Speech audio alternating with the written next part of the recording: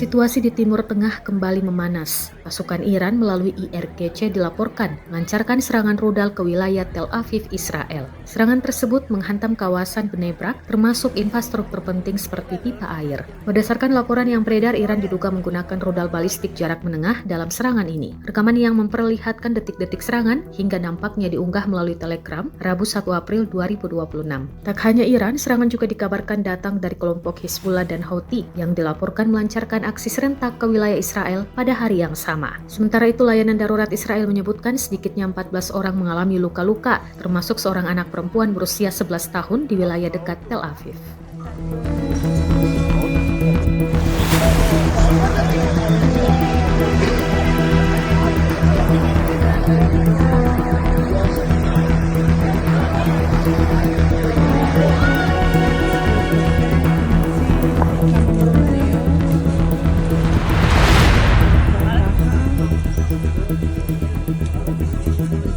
שוב איפה שנפל במלחמה הקודמת, יש מלא זכוכית.